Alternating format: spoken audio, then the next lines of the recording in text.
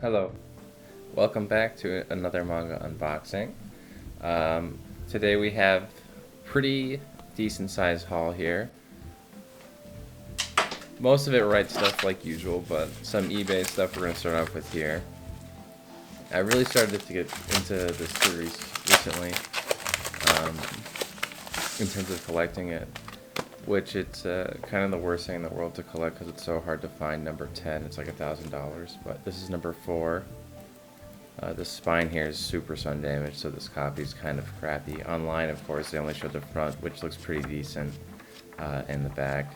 The inside, the actual pages themselves look very nice, and the art, it's got this kind of like old school vibe, which I totally jive with. It's super nostalgic to me. But this series came out even before I was born. I think it was in the 70s.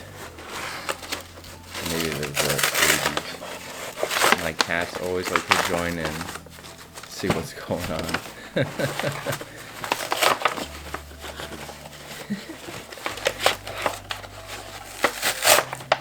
This one's from, I think this is Books A Million. And it's Scientific Railgun number 4. And it's the Sister Story arc is number 4. This is based off of a certain magical index. It's a spin-off of it. Some people say it's more popular or better than a certain scientific, a certain magical index. Sorry, I get that kind of stuff. This one's from eBay here.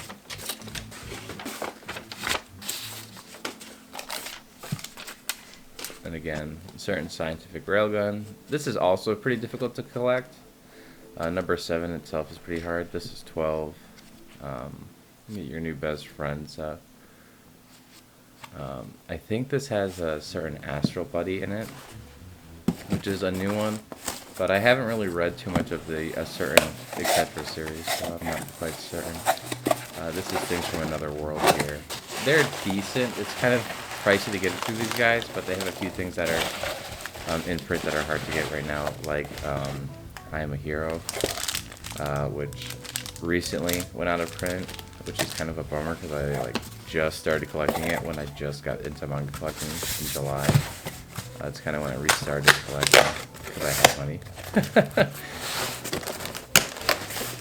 But I don't want to open that since it's all sealed up. I love the way they package with the plastic cover in. But let's start with the right stuff.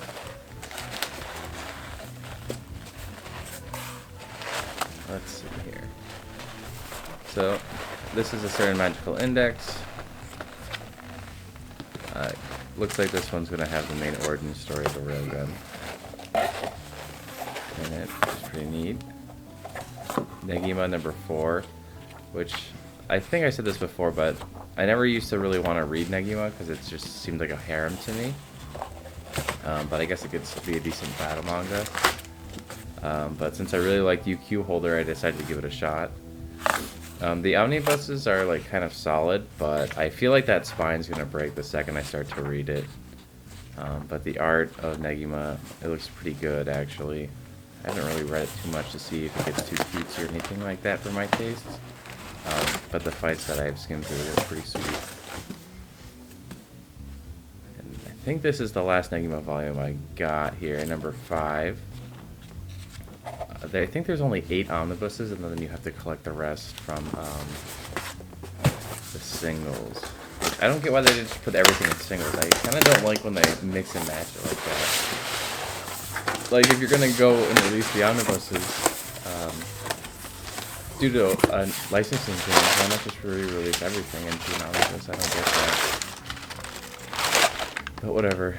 You know, as long as you can buy it, I guess that's what matters most. You don't have to pay thousands of dollars for like Knights of the Zodiac or Slash Saint Seiya or Air Gear Volume 28, which is like a travesty. This is the Zelda collection here, and I was very excited to get this in the mail. It's the Legendary collection, so all these will be hardcovered. It's definitely wrapped up super nice in this good plastic here. I normally don't like to unwrap things, but I'm dying to get into here. Now if I can just figure out how to open this thing. How in the heck?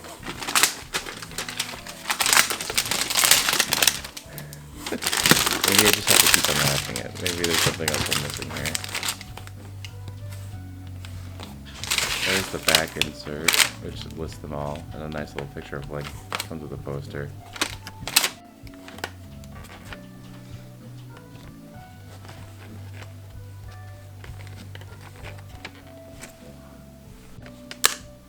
I think I got it. Here we go. A few cuts later. Ta-da! It's like a buckle. You have to open the buckle. And this tab here says pull here. So let's pull that tab and see what happens. Nothing. Okay, cool, cool. But it looks like there's this little wire thing here. Oh, it's a little...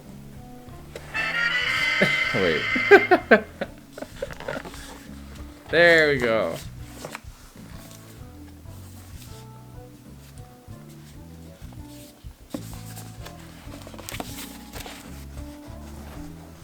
So here's Ocarina of Time. The Ocarina, rather. And you can see it collects both the child arc and the adult arc in the one volume.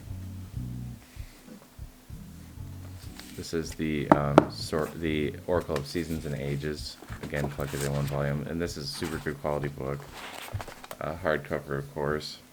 And I really like the color choices they made for each of the covers. I think that was a good choice.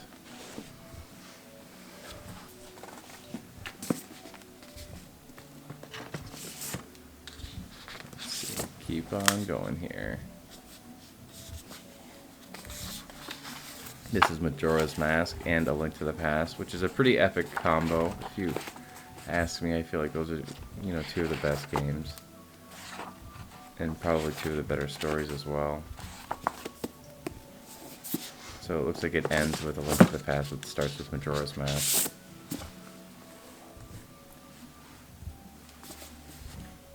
And this is Minish Cap and the Phantom Hourglass. I really feel like the Minish Cap doesn't get as enough praise. I feel like it's kind of like the forgotten game. I actually really like the Minish Cap. It was one of the first games I played where Ganondorf wasn't the main villain, or Ganon rather.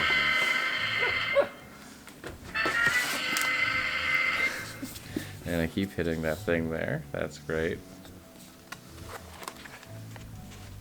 4 swords. See, before I couldn't even get the thing to go off once. Now I can't get it to stop going.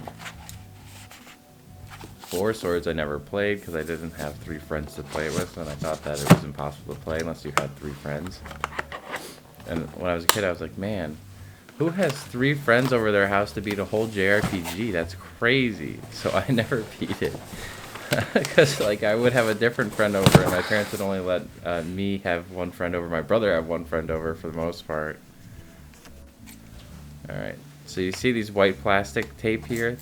You need scissors for those. Otherwise you'll destroy your box. I have found that out the hard way many a time again. Or at the very least a switchblade, which I have one, I just don't know where it is. And I always feel like I'm gonna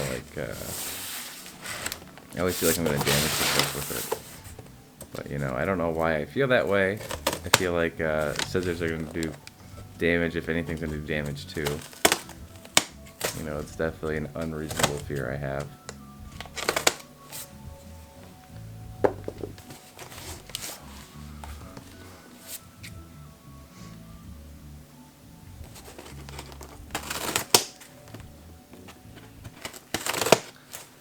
They typically only use this tape on the bigger boxes, so some of you guys may have never even seen this kind of tape.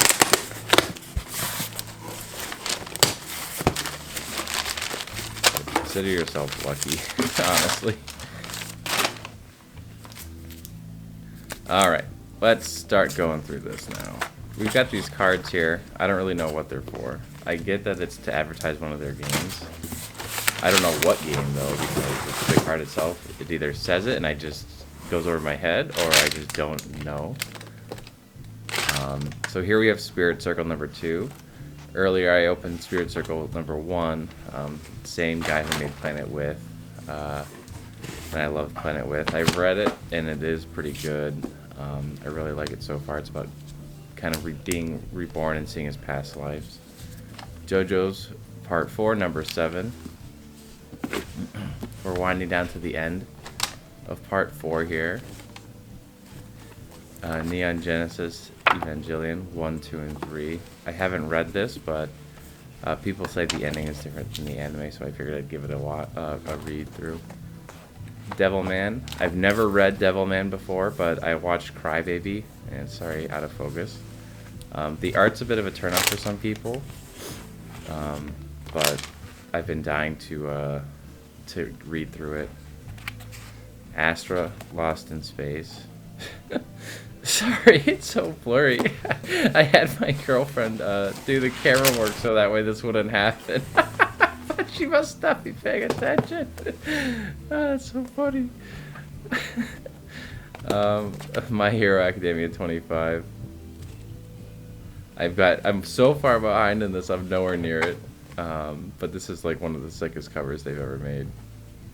Getter Robo De-Evolution. I hear Getter Robo is amazing. This is the first content of Getter Robo I've ever bought. So I hope it is as amazing as everybody says it is. I don't understand how else you're supposed to get into it besides the anime, but if you know, let me know. Demon Slayer 18. I'm just a little bit behind here.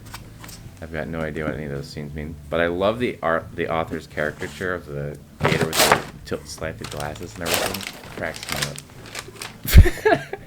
And Manga Book Explosion. I thought I could hold all those, but I can't. Certain Scientific Accelerator, Volume 10. This is of the same spin-off of Certain Magical Index. Same vein of Certain Scientific Railgun. Following one of the main antagonists, or anti-heroes. Haiku. I love Haiku. It's an amazing volleyball manga. This is #2. I got it from a huge Haiku sale back in like October or September. This is Certain Magical Index. You can see Accelerator on the front. And one of the sisters from Certain Scientific Railgun. Bo-bobo-bo, bo-bobo-bo. Now this manga is weird in America. They released a big omnibus as #1. Then they released regular size volumes 1 through 4, which are not included in the omnibus. And none of these correlate to a whole volume in Japan. They mix the chapters around a bit. But it's a gag manga that's hilarious. My Hero Vigilantes, featuring a racer as a child, or a student rather, and as an adult. And this is one of his friends or classmates. Vigilantes is really good. I like it actually more than the original series. One Punch Man Volume 21. Again, I'm super far behind in One Punch Man, but I like how the spines now are making a punch instead of just nothing. It's like such an inconsistent volume kind of design. Certain Magical Index #3. And you can see all the different versions of that character, signifying that there's something going on with her. And you can also tell I didn't silence my phone today. Let's do that.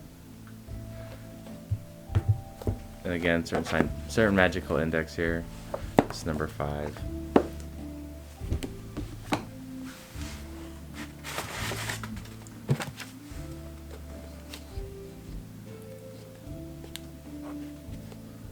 Devilman versus Hades.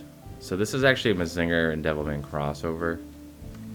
And so Mazinger I've seen a few movies of, but I've never actually watched a whole series. But it's a pretty beast mecha series. I honestly thought it was Devilman versus Hades, like the demon Hades from Devilman's universe. When I bought this, I didn't realize it was a crossover. I figured it was just the next progression of Devilman, and I thought the covers looked amazing. But it was pretty slick to see that it was actually a crossover. Haiku 41. I tell you guys, I go all in when I see a sale. Like no holds bar. Like I go in.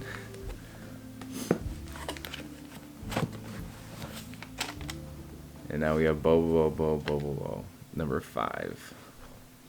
if you guys haven't ever checked the stories out, I definitely recommend at least reading a volume. It's not for everybody, that's for sure, but it's really good. I love it. It's just so random and bizarre, and there's tons of references to other Shonen Jump manga. Let's see, what do we got here? Kuroko's No Basket. Kuroko's Basketball. It's about this guy who plays in the shadow of a star player, and that's how he kind of plays. So he uses misdirection so that you don't notice him. It's a very interesting read, but I like haiku more. So let's take a look here.